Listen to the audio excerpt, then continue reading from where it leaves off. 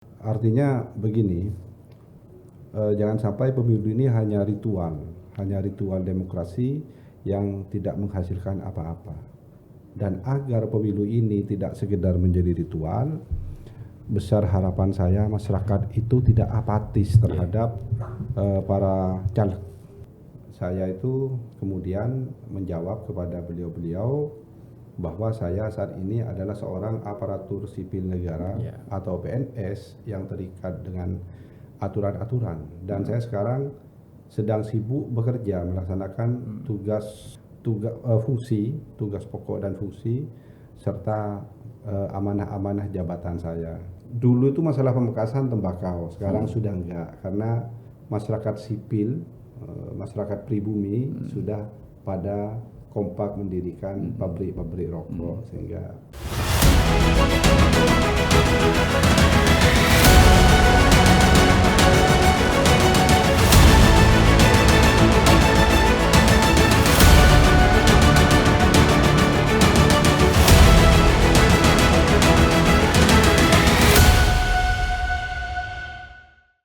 Assalamualaikum warahmatullahi wabarakatuh. Selamat siang, salam sejahtera dan salam sehat untuk kita semuanya. Tribuners, bertemu lagi dengan saya Mujib Anwar, penanggung jawab Tribun Jatim. Siang hari ini saya kedatangan tamu istimewa ini, luar biasa ini. biasa di luar. Salah satu tokoh yang seringkali viral dan namanya cukup dikenal oleh masyarakat di Madura dan Jawa Timur. Beliau adalah Firmansyah Ali SH MH yang akrab disapa Cak Firman, kalau bahasa Surabayanya Cak Firman lah. Cak Firman ini adalah tokoh Madura, seperti itu. Beliau aktivis mulai tahun 98, jadi aktivis reformasi beliaunya. Kiprahnya luar biasa ya di sosial kemasyarakatan. Assalamualaikum Cak Firman. Waalaikumsalam warahmatullahi wabarakatuh. Mas Ridwan. Sehat Cak?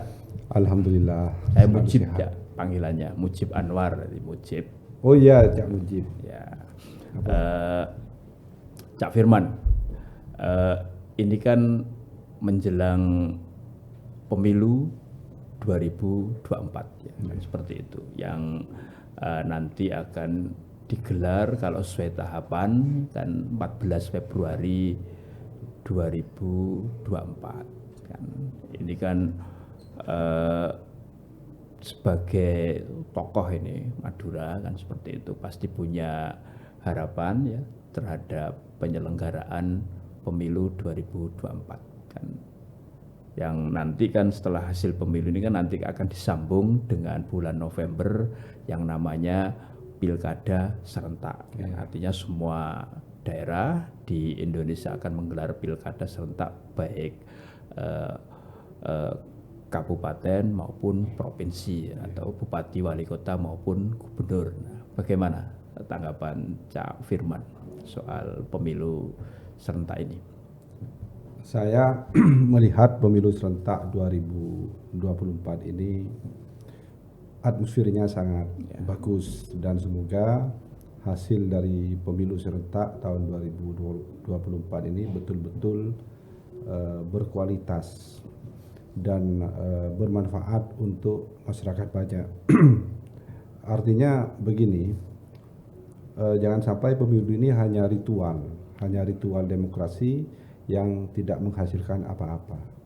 Dan agar pemilu ini tidak sekedar menjadi ritual, besar harapan saya masyarakat itu tidak apatis terhadap para caleg. Jangan sampai apatis, jangan sampai masyarakat mengatakan politik ini jelek, politik ini jahat, politik ini licik, terus apatis, nanti tahu-tahu dipimpin orang jahat, kaget. Jadi menurut saya masyarakat sebaiknya, karena Indonesia sekarang semakin maju dan semakin dewasa, sebaiknya betul-betul selektif dalam memilih caleg, meneliti para caleg, mempelajari biografi para caleg, kemudian menentukan pilihan sesuai dengan hati nuraninya. masing-masing. Jangan sampai ini ya kayak memilih kucing dalam karung ya, harus betul-betul tahu ya track record, apa rekam jejak dan siapa caleg tersebut atau calon tersebut baik yang maju di legislatif maupun pilpres ya. Ya, saya harap seperti itu.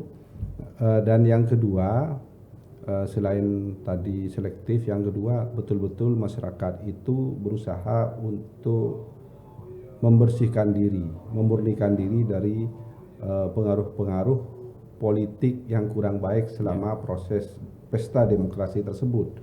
Politik yang kurang baik antara lain adalah politik uang. Ya. Yang kedua politik identitas, politik ayat dan politik mayat. Itu sebaiknya masyarakat betul-betul hati-hati sehingga pilihannya sesuai dengan hati nuraninya tanpa pengaruh unsur-unsur politik yang kurang baik seperti saya sebutkan tadi.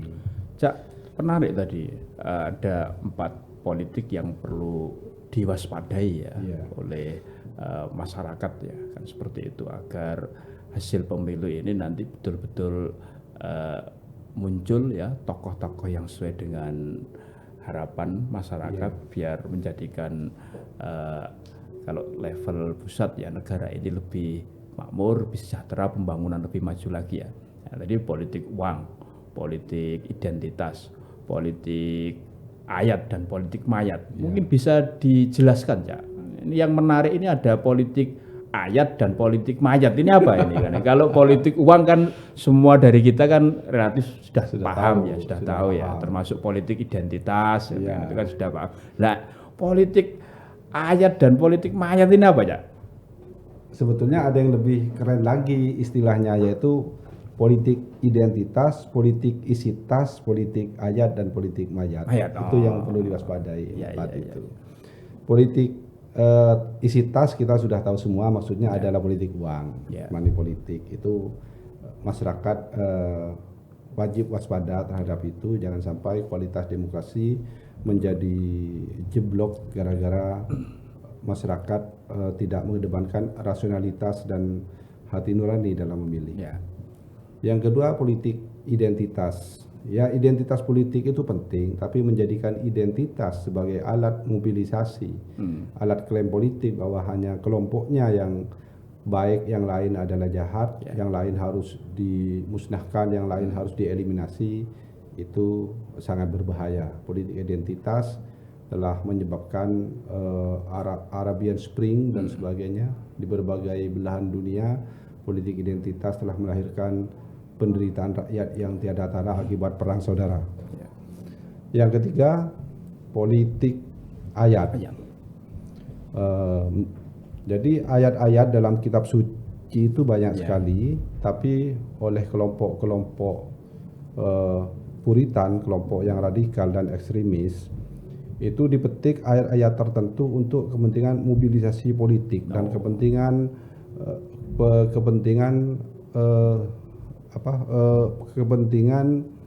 hegemoni politik kaum radikal. Misalnya walan tardu angkal yahudu walan nasoro hatta tattabi'a millatahum.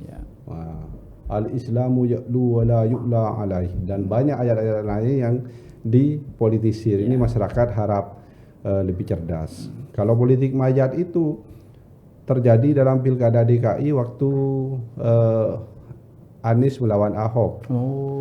Para pendukung Ahok makamnya dilarang dimakamkan di pemakaman Muslim, dilarang disolati di masjid, dan itu kan politik mayat. Jangan sampai terjadi dalam pemilu mendatang ini. Jadi 4 itu politik identitas, politik isitas, politik ayat, politik mayat. Semoga tidak ada lagi di tengah-tengah masyarakat Indonesia dalam pemilu 2024 yang sudah kita tunggu-tunggu bersama ini. Cak Firman, pemilu 2024 itu kan banyak harapan ya dari masyarakat ini agar muncul tokoh-tokoh baru yang bisa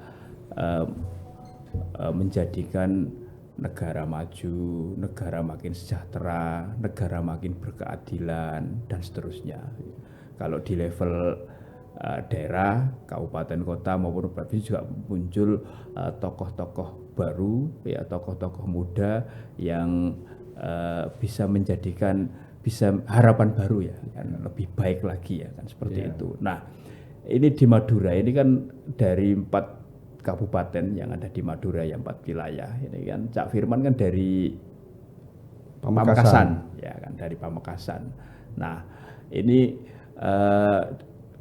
beberapa kali kita lihat ya, kita baca di media bahwa nama Cak Firman ini sering disuarakan, muncul ya dari kalangan bawah, grassroots ya di Pamekasan. Nah, banyak yang berharap Cak Firman nanti ikut running, ikut kontestasi di Pilkada serentak 2024 yang nanti rencananya bulan November ya Cak Firman ya.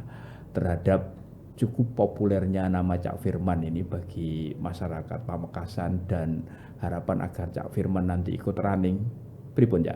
Bagaimana? Sebetulnya tidak ada hasil survei resmi Ya. yang menyatakan saya populer di Pamekasan. Saya hanya dihubungi oleh beberapa tokoh parpol, tokoh aktivis dan tokoh jurnalis Pamekasan yang mengabarkan kepada saya bahwa nama saya disebut-sebut di seluruh penjuru Pamekasan menjelang tahun 2024. Karena banyak tokoh yang menghubungi, saya itu kemudian menjawab kepada beliau-beliau bahwa saya saat ini adalah seorang aparatur sipil negara atau PNS yang terikat dengan aturan-aturan, dan saya sekarang sedang sibuk bekerja melaksanakan tugas pokok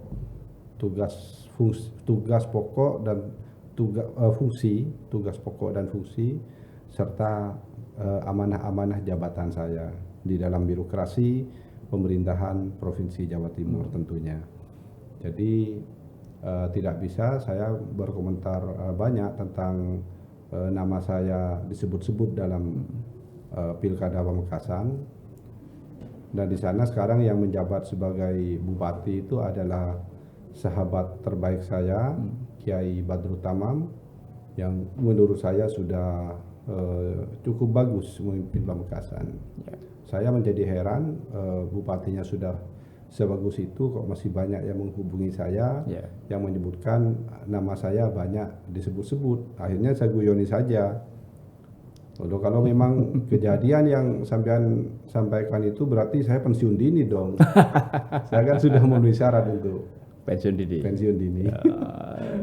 Ya guyonan aja, tapi sebetulnya kan tidak ada hasil survei resmi yang menyatakan saya populer di Pamekasan, kan tidak ada. Cuma yang menghubungi saya itu rata-rata tokoh-tokoh populer. Makanya agak goyah juga iman saya. Tapi kalau nanti pada akhirnya ini kan pasti soal pilkada itu kan tetap harus menunggu hasil pemilu yang Februari dulu ya. Seperti itu.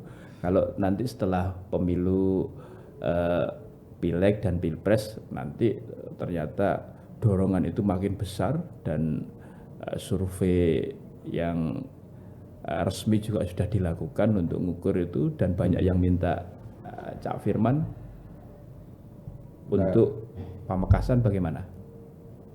Kalau memang ada panggilan sejarah, mungkin di ke-PNS-an saya harus menyesuaikan diri, pensiun dini dan sebagainya. Tapi saya kok merasa karena nggak ada survei resmi itulah, betul nggak saya populer, betul nggak gitu, kayak kurang yakin kalau saya populer itu. Nggak ada survei soalnya, hanya berdasarkan berita di media rame, dan saya diteleponi oleh tokoh-tokoh, oleh sipul-sipul masyarakat, termasuk ulama-ulama Pamekasan itu, terutama di Pantura itu banyak masih keluarga saya, nasab dengan saya dan sebagainya. Ya juga menghubungi saya, menyatakan hal-hal seperti itu, suara di tengah-tengah masyarakat. Seperti itu. Cak Firman ini kan masih keluarga atau keponakan dari tokoh nasional ya, Pak Profesor Mahfud MD kan seperti itu. Tidak ingin ya. Tahu Napak dari tilas, ya kita tahu lah. Napak tilas apa namanya success story-nya Prof Mahfud yang sama kan dulu juga aktivis dan dengan latar belakang yang relatif sama lah. Apa gak kepingin napak tilas seperti Prof Mahfud yang sekarang Menko Polhukam dengan tadi good running politik dan seterusnya. Ya tentu saja siapa yang tidak ingin meneladani Mahfud, terutama integritasnya, terkenal bersih dan sebagainya. Semua ponakan, semua putra-putri beliau, cucu-cucu beliau pasti ingin seperti beliau. Perlu diketahui bahwa jumlah keponakan Mahfud itu 27 orang. 27 ya? 27, saya hanya salah satunya. Ada juga yang cukup populer selain saya itu sepupu saya Hairul Anas Suaidi, si robot biru. Itu juga ponakan Pak Mahfud, sepupu saya. Si robot biru ya? Iya, yang Pilpres 2019 presentasi robot biru itu sama. Jadi terkait kemelekatan saya sebagai keponakan Mahfud MD, ya tentu saja ingin meneladani, ingin mengikuti seluruh jejak beliau di bidang politik dan ketatanegaraan tentunya dalam kehidupan berbangsa dan bernegara. Karena Mahfud ini kan sama seperti saya kan aktivis, cuma bedanya Mahfud ini aktivis HMI, saya aktivis PMI. Namun ketemunya sama-sama di NU, amaliyahnya sama-sama NU. Saya tuh di NU itu sejak dari IPNU, Mas. Jadi sejak dari IPNU di Pamekasan. Dulu IPNU Pamekasan itu mendirikan FP3I. FP3I ini singkatan dari Forum Pembinaan Potensi Pemuda Islam. Jadi FP3 ini didirikan adalah dalam rangka mengumpulkan, membina dan mengembangkan anak-anak SMA favorit, SMA favorit, agar mereka senang kepada IPNU. Karena selama ini anak-anak SMA favorit dan SMP favorit rata-rata sukanya bukan ke IPNU. Rata-rata sukanya ke PII, Pelajar Islam Indonesia di Pamekasan, yang waktu itu namanya masih I3SC, Iman Ilmu Ibadah Study Club. Nah, dalam rangka menarik anak-anak SMA dan SMP favorit ke IPNU, dibentuklah FP3I dan saya yang ditunjuk menjadi ketua pertama FP3I. Waktu itu ketua IPNU-nya Mas Saiful Arif, ketua NU-nya Kiai Haji Hamid Manan waktu itu. Kemudian sempat diansurkan juga di waktu di Petet, di Pondok Pesantren Petet. Makanya setelah masuk kuliah saya langsung mencari PMII karena memang sebelumnya sudah IPNU dan kena ansorisasi gitu. DNA-nya sudah di sana ya. Iya, DNA-nya sudah di situ. Cak Firman, untuk yang tadi nanti Pamekasan itu apa kira-kira yang perlu diusung lah untuk menjadikan Pamekasan ini kampung halamannya Cak Firman ini lebih jos lagi ke depan ketika nanti panggilan sejarah itu pada akhirnya sampai ke Cak Firman. Ya, Pamekasan itu sebetulnya sudah bagus, cuma perlu peningkatan terutama di bidang kemiskinan dan pengangguran. Di situ tuh banyak perguruan tinggi yang tidak seimbang dengan lapangan kerja, sehingga pengangguran itu kemudian membentuk LSM. Jadinya kepala dinasnya sulit berkutik di sini. Kebanyakan LSM. Jadi yang perlu segera darurat diatasi itu memang kemiskinan, pengangguran. Kalau IPM itu kan permasalahan seluruh Madura, bukan cuma indeks pembangunan manusia. Terus yang kedua, dulu itu masalah Pamekasan tembakau, sekarang sudah enggak, karena masyarakat sipil, masyarakat pribumi sudah pada kompak mendirikan pabrik-pabrik rokok, sehingga sudah bukan masalah lagi kalau tembakau di Pamekasan. Cuma legalitas dari pabrik-pabrik rokok itu yang perlu kita bantu untuk lebih legal lagi gitu. Karena itu semacam revolusi di Pamekasan, masyarakat pribumi mendirikan pabrik-pabrik rokok itu. Saya kira cuma itu masalah Pamekasan. Yang lainnya sudah bagus, hanya tinggal ditingkatkan lagi. Ya, hanya perlu ditingkatkan lagi. Kecuali kalau bicara politik. Ya.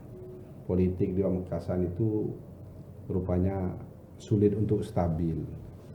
Terlalu sering terjadi tragedi, sering terjadi kerawanan sosial, sering terjadi gesekan di bawah antara katakanlah kelompok NU dengan kelompok yang bukan NU, ketidakserasian, dan itu cukup mengganggu, cukup krodit karena hampir tiap hari masuk pemberitaan, hampir tiap hari ada demo dan sebagainya. Itu mungkin yang perlu diperbaiki Pamekasan ke depan. Sebagai putra Pamekasan, rasanya malu kalau Pamekasan tiap hari menghiasi media bukan pembangunannya tapi demo-demonya, gesekan massanya dan sebagainya. Terakhir, sebagaimana kita ketahui bersama kan, Hanan Attaqi sama Ustaz Yasir yang Wahabi itu terjadi gesekan di bawah dan sebagainya. Sempat viral ya, bahkan menjadi berita nasional ya, Cak Firman ya. Bagaimana caranya ini nanti direkonsiliasikan agar Pamekasan ke depan tidak begitu-begitu lagi. Ya. Artinya ada harmoni ya antara semua elemen dan kelompok masyarakat yang ada di Pamekasan ya. Iya, seperti itu. Terakhir Cak Firman untuk yang ini.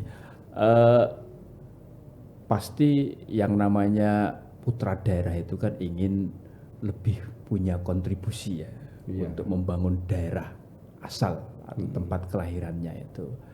Nah, meskipun ini yang mendorong, yang meminta Cak Firman agar kembali ke Pamekasan, kan belum dilakukan survei resmi ya dari soal ikut running pilkada di 2024 itu gimana Cak Firman? Ya, kalau memang elemen-elemen meminta dan kemudian terpaksa umpamanya harus mengorbankan PNS, ya bisa jadi namanya itu seperti yang tadi itu panggilan sejarah. Tapi kalau memang